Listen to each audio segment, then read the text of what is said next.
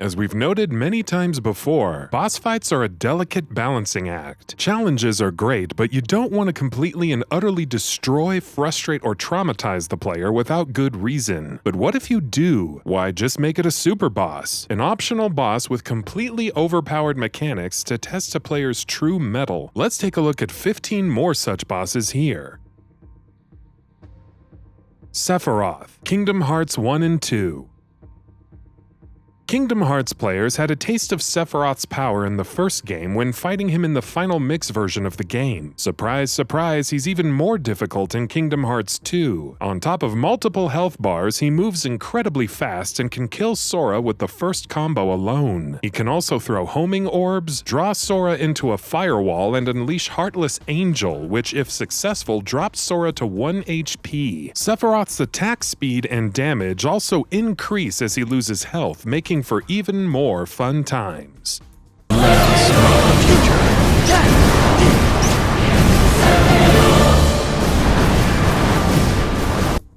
Red, Pokemon Gold and Silver.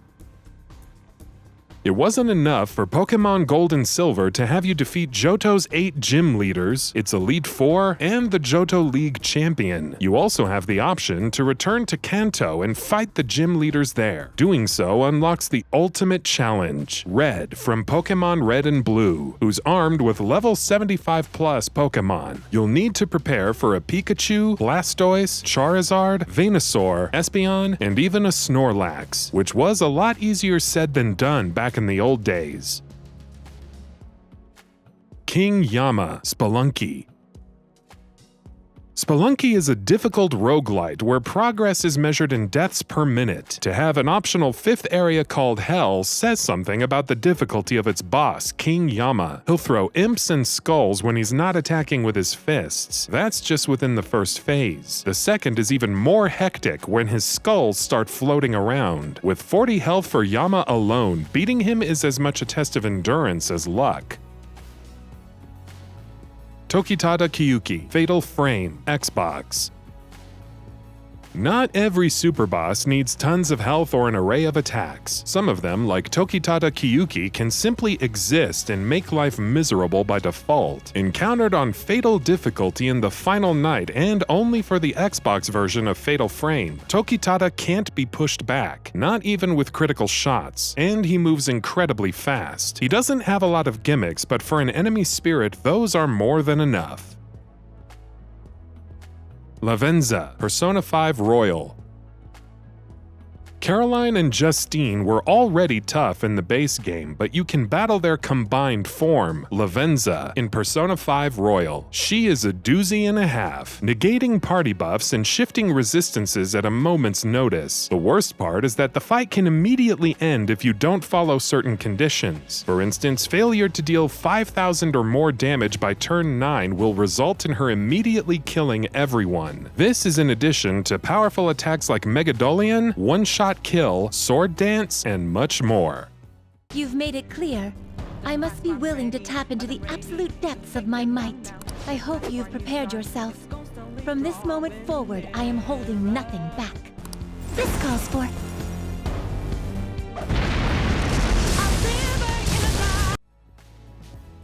Uber Elder, Path of Exile. When first introduced, Uber Elder was the ultimate endgame boss for Path of Exile players, pitting them against both the Shaper and Elder at once. That meant fighting off multiple cold projectiles, slams, beams, siphoning attacks, status effects, and much more, while also dealing with dangerous minions. It was already pretty tough for the average player, but with update 3.9.0, Grinding Gear Games did the logical thing by massively buffing the health of both, drawing out this terrible fight even more. Still better than Cirrus? That's for you to judge. Omega, Final Fantasy XV Royal Edition. Located in the Insomniac ruins, Omega packs over 550,000 HP and over 147,000 strength. Summons barely tickle it. Weapons and elemental magic struggle to scratch it. Breaking its legs will make it vulnerable, but the only real weak spot is its antenna. Hit that enough times and Omega goes berserk, halting nearby foes and attacking wildly, though it takes regular damage from normal weapons, so that's a plus. At 50% health, it fires a homing rocket that inflicts vulnerable status to a party member before one-shotting said person with a laser. In short, expect pain. Lots and lots of pain. Silver RATHALOS, Monster Hunter World Iceborne. In previous games, Silver Rathalos and Gold Rathian could be quite aggravating to fight against. Hyper Silver Rathalos is still considered the toughest monster in Monster Hunter Generations Ultimate. In Monster Hunter World Iceborne, you actually need to unlock it in the endgame guiding lands, but taking it down is a whole other issue. Fire Blight will whittle your health down like crazy, and even taking a physical hit when playing melee will deal obscene damage. Just imagine everything annoying about regular Master Rank Rathalos, but with even more health and hurt. OZMA, Final Fantasy IX. A strange being found in Chocobo's air garden, OZMA is described as unknowable, untouchable, and unattainable, along with several powerful attacks like Meteor, which has a chance to one-hit kill your entire party, and Death, which, well, inflicts death. OZMA's behavior changes depending on whether its turn is an even or odd number. Its ATB bar can fill up if any command is directed at it. It counterattacks regularly, and some of its attacks are based on whether a party member's level is a multiple of 4 or 5. Good luck figuring all that out without guides. Nightmare, Five Nights at Freddy's 4. Not a lot is known about Nightmare or his place in the Five Nights at Freddy's lore, which is still a thing, don't ask. But one theory is that he's death personified, and that demonic-looking husk isn't even his true form. Nightmare is encountered in, shockingly enough, Nightmare mode, where he appears on nights 7 and 8. More aggressive and always appearing at the doorway, Nightmare is the ultimate test for one's wits. Ancient Dragon, Dark Souls 2.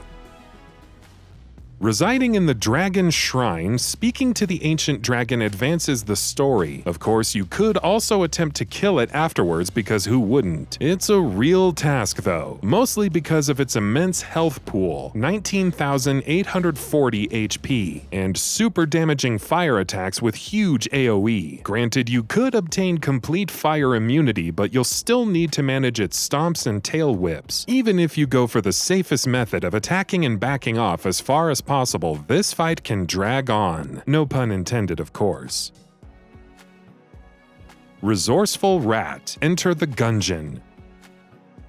Throughout the base game, the resourceful rat is an annoyance, stealing items left on the floor and leaving mocking notes. In the Advanced Gungeons and Dragons update, he becomes an optional boss that can only be accessed by spending 1,000 coins on a special key. He has 3 phases. The first sees him firing bullets, knives, mousetraps, and freaking cheese slices to eviscerate you. The second phase has him hopping into a Metal Gear-esque mech with lasers, bullets, missiles, and the whole works. The final phase is the most dastardly, since you must battle the rat in a recreation of Punch-Out. Why? Well, why not?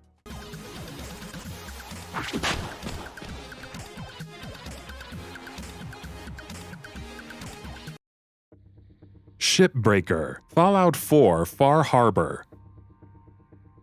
Classified as a unique fog crawler, SHIPBREAKER is actually much more. It's a level 75 plus legendary class monster, meaning it has a ton of health and deals a lot of damage. The worst part is that it can heal when its HP drops by 50%, though only once during the fight. Good luck fighting from a distance as well. It's extremely aggressive and will quickly run you down.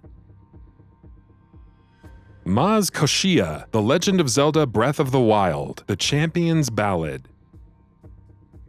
There are quite a few tough foes to be had in the base game, but the Champion's Ballad DLC takes things further with tougher versions of previous bosses. If you crave more challenges, then the final trial sees Link fighting KOSHIA, one of the monks seen throughout numerous shrines. On top of several fast attacks that deal lots of damage, he also has multiple phases, creating illusions of himself and even becoming a giant. It's a lot to take in, especially with the amount of health he has, so prepare to die a lot. Inner Agent 3, Splatoon 2, OCTO expansion.